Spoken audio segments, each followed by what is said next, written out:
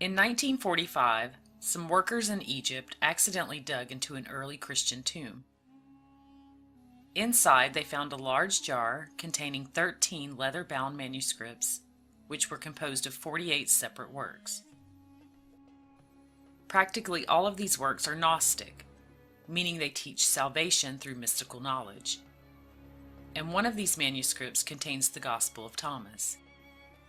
In Gnosticism, people are believed to be souls in material bodies. Only through true knowledge can they ascend. And according to this religion, Jesus is the Redeemer who came to communicate that knowledge and liberate man. He communicated this knowledge to selected disciples, one of them being Thomas. In almost all spiritual paths or traditions that are followed, eventually, that which is discovered leads to this same ascension.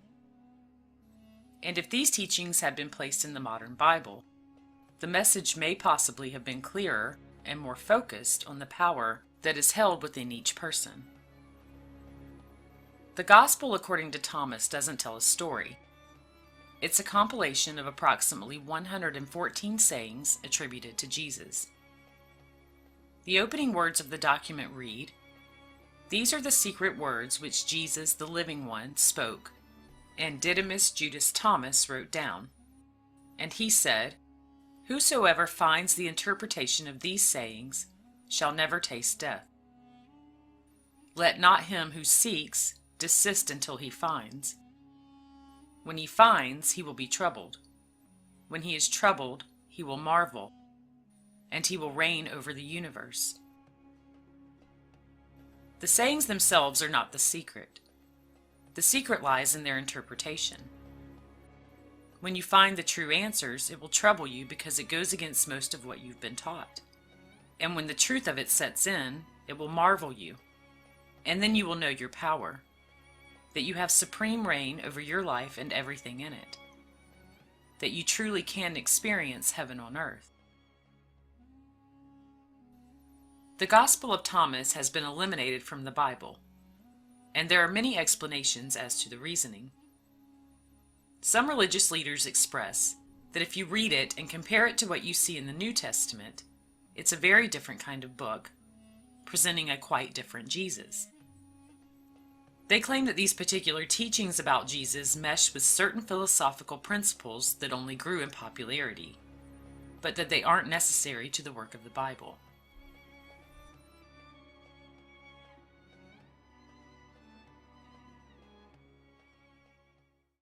How many have heard of the lost Gospel of Thomas? The lost Gospel of Thomas. Some of you have heard of that text. Very, very powerful text. The lost Gospel of Thomas is powerful because it is believed to be the actual words of Jesus as he was teaching those around him how to use the power of human emotion in his life. And if the indigenous people know it, and if the ancient people know it, why don't we know it?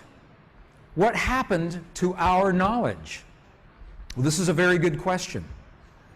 And the answer is this. In our Western tradition, and when I say Western, I'm assuming that we are of the Judeo-Christian tradition, is what I'm talking about here. There was a time when this field and the language of emotion was part of our tradition. It was in our texts. Until the 4th century, the year 325 AD. In the year 325, something happened. Our texts were edited, and we lost tremendous amounts of information. The Emperor Constantine, in the early Christian church, with the early Christian Bible, had to make decisions. What information do we include? What information do we exclude? And what we know now is that at least 45 books were either completely taken away or tremendously edited into what we call today our Western biblical tradition. And when those edits were made, we lost the information that tells us everything is connected. We lost the information that tells us the language that speaks to this field. We know the information was lost because we are now recovering the information in the Dead Sea Scrolls, in the Nag Hammadi Library, in the Coptic texts. This is how we know this information was lost. When we find writings belonging to Jesus that are not recorded in our primary sources, but are consistent with the ones that are, we are inclined to believe that they do indeed come from him. However, when the sayings seem to be a bit inconsistent with other teachings, we are told they have been edited out due to validity, rather than the fact that they are the sacred truth intended to be passed into the hands of all people, but that have only been reserved for a few. Any spotlight on the belief that each person is filled with the same higher power as Jesus, rather than it being an outside force to be feared, would have changed everything we know about life and our entire history. Because we are each different does not make us separate. We are all a part of the same one consciousness, simply taking different forms. Here are some of the sayings of Jesus from the Gospel according to Thomas, and their possible interpretations. Verse number 3. If those who lead you say to you, "See, the kingdom is in the sky," then the birds of the sky will precede you. If they say to you, "It is in the sea," then the fish will precede you. Rather, the kingdom is inside of you, and it is outside of you. When you come to know yourselves, then you will become known, and you will realize that it is you who are the sons of the living Father. But if you will not know yourselves, you dwell in poverty, and it is you who are that poverty. This teaching refers to the consequences of believing that power is outside of the individual. If you believe that this ruling power belongs to someone or something else, then that thing will hold dominion over your life. However, when the realization is made of who we each truly are, the one consciousness that moves through everything, and that all power comes from within, we can live in an ascended and rich way. The kingdom is inside of you, and it is outside of you. You literally manifest your outside circumstances from within. If you will not know yourselves, you dwell in poverty, and it is you who are that poverty. The belief that outside events and people have control over a person's life keeps them from living the richness that is rightfully theirs. They manifest as they believe. Verse 27. If you do not fast from the world, you will not find the Father's domain. If we do not turn away from the things that disturb us and believe in the power within to change all things, we will continue to experience that reality in our lives. Verse 50. If they say to you, "Where did you come from?" say to them, "We came from the light," the place where the light came into being on its own accord, and established itself and became manifest through their image. If they say to you, "Is it you?" say, "We are its children. We are the elect of the living Father." If they ask you, "What is the sign of your Father in you?" say to them, "It is movement and repose." The word light is used to portray the origin of humans. The light is the consciousness of each person, manifested as a physical being. It is the all in all that exists as each individual. Consciousness lives through us as activity and awareness. Verse 77. Jesus said, "It is I who am the light which is above them all. It is I who am the all. From me did the all come forth, and unto me did the all extend, Split a piece of wood, and I am there. Lift up the stone, and you will find me there. This explains that the one consciousness lives within everything. What lives in him also lives within all other things. Verse 113. His disciples said to him, "When will the kingdom come?" Jesus said, "It will not come by waiting for it. It will not be a matter of saying, 'Here it is,' or 'There it is.' Rather, the kingdom of the Father is spread out upon the earth, and men do not see it. We have always had the power within ourselves, but we have lost sight of it. It is not something that we have to wait to experience. This consciousness is already a part of all things, including each person."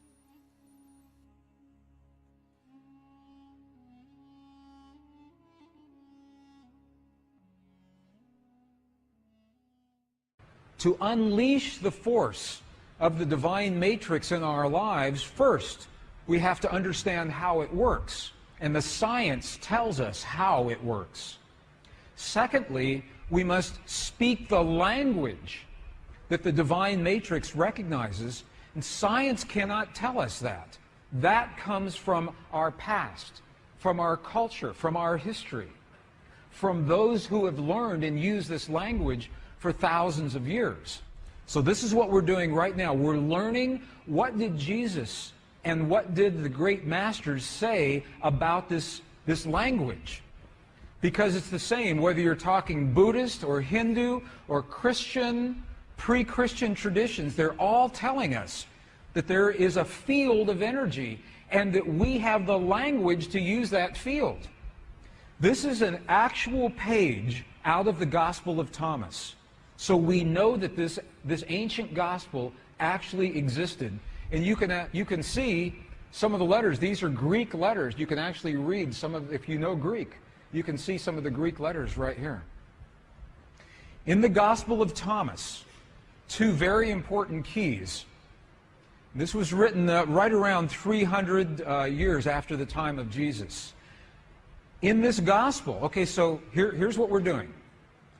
We've been in the Buddhist monasteries in Tibet, and they're telling us that that feeling is the prayer, one. Two, that we must feel as if our prayers have already been answered. Okay, and now we're in an Egyptian monastery with the texts that used to be our tradition before they were edited, and we're going to look at the instructions that tell us how to do that. Okay if we do that? Is that good? Okay. Gospel of Thomas. If you have a copy of the Gospel of Thomas, this is verse 106, translated from the Nag Hammadi Library. And if you do not have a copy, it's in our books, and you can go to any library and pick this up. Verse 106. Look at what the Lost Gospel of Thomas says. It says, "When you make the two, thought and emotion, one." So the Gospel of Thomas is talking about thought and emotion. It's saying when you make your thought and your emotion one, look at what happens. You will say to the mountain, "Mountain, move away," and the mountain will move away. It's saying that when you can marry your thought and your emotion into one single potent force, that is when you have the power to speak to the world. Secondly, when you make the two one, what are they talking about? What are the two? Let's go back to our image. The two, thought and emotion.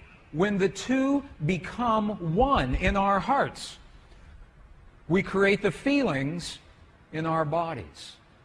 When thought and emotion become one, and you'll see how to do that in just a minute.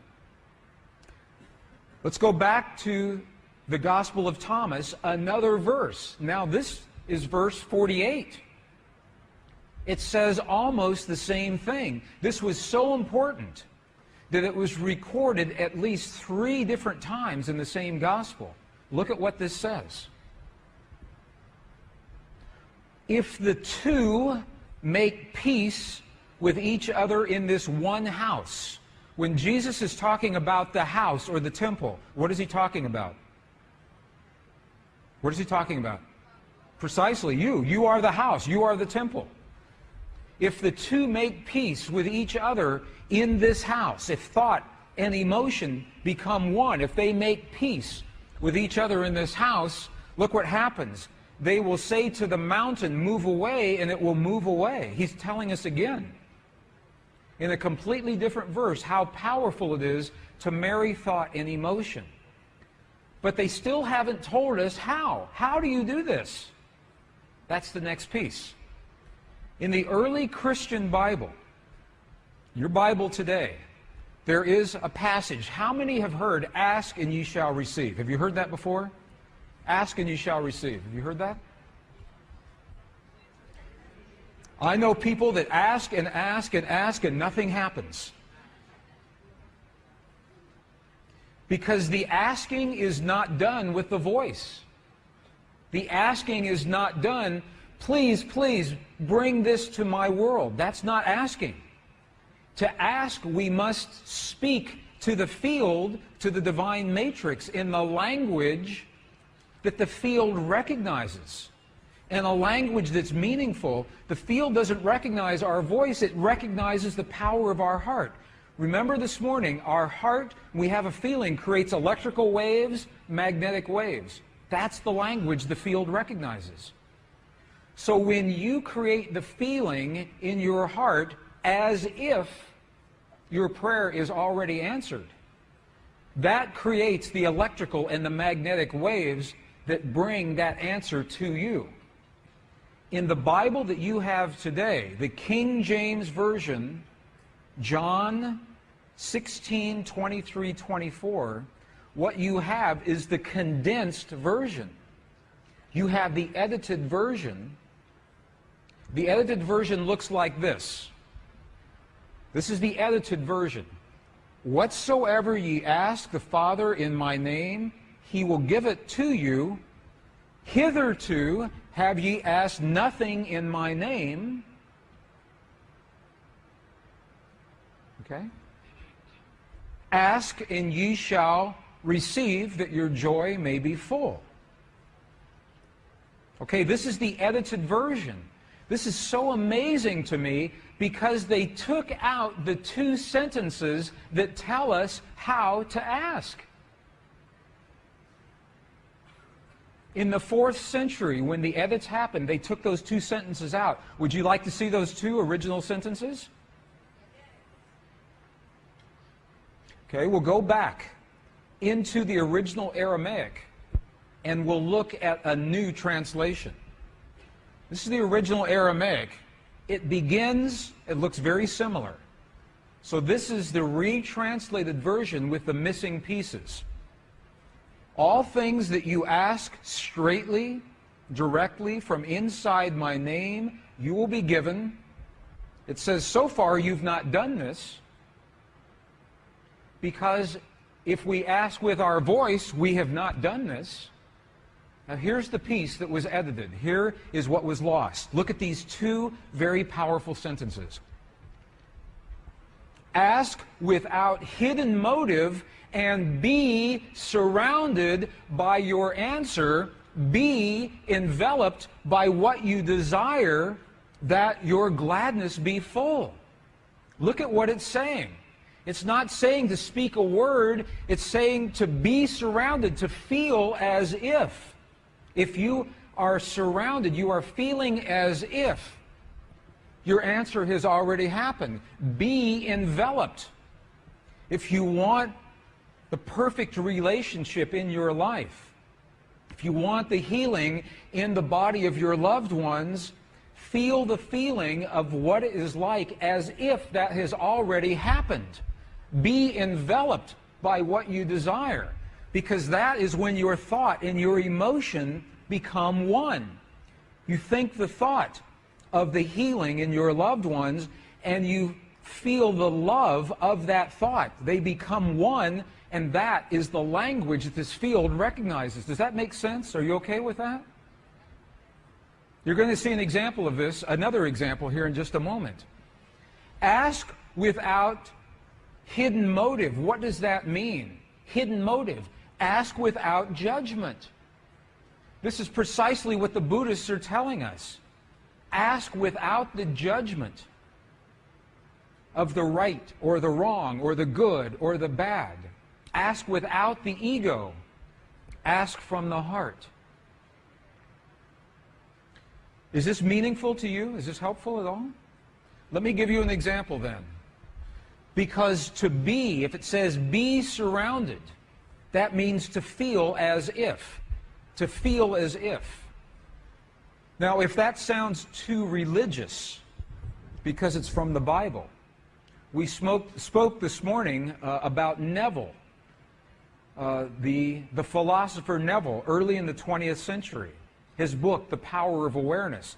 Look at what he says. It's the same thing. Neville says, you must make your future dream a present fact now by assuming the feeling of your wish fulfilled to come from the place that it's already happened. Now, this is what those practitioners did with that cancerous tumor. I want to just elaborate on this a little bit. When those practitioners healed the woman with her tumor this morning, they did not judge the cancer as wrong or bad or right or good. There was no judgment. They accept that tumor as a possibility, one of many possibilities, because in the quantum world all things are possible. So they didn't say, bad cancer, you must go away.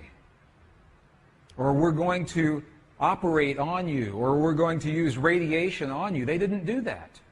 They accepted the cancer as it was, without hidden motive, without judgment. And they said, now we're going to choose a new reality by feeling, assuming the feeling as if the woman is already healed. So what they did was they felt the feeling as if the woman was fully healed, fully enabled, fully capacitated, already happened. And the chant that they were using, wasa, wasa, loosely translates into the words, already done. Already done. And then when they got excited, they said, mate, mate, mate, means now, now, now. Not a year from now, not a month from now, not 5 minutes from now. Now, in the quantum world, now. And her body responded. It must. Physical reality must respond to the language that it understands. So in the Buddhist traditions, they are telling us the quality of the feeling. And in the Judeo-Christian traditions, they are giving us the instructions to be surrounded, to be enveloped, how to create that feeling. And when you put those all together, it's something that happens in our hearts, not in our minds. Feeling as if the prayer is already answered with no judgment and no ego, and feeling from the result. Feeling from the result as if it's already happened. Are there any martial artists here in the room? Karate experts? I studied martial arts when I was in my 20s and 30s, a little bit in my 40s and 50s.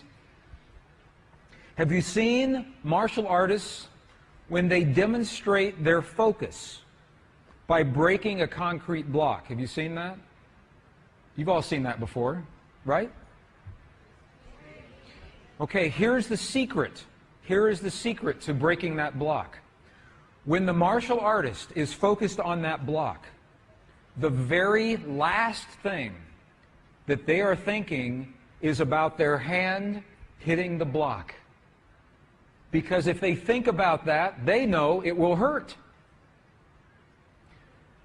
So they focus on what happens after their hand has passed through the block.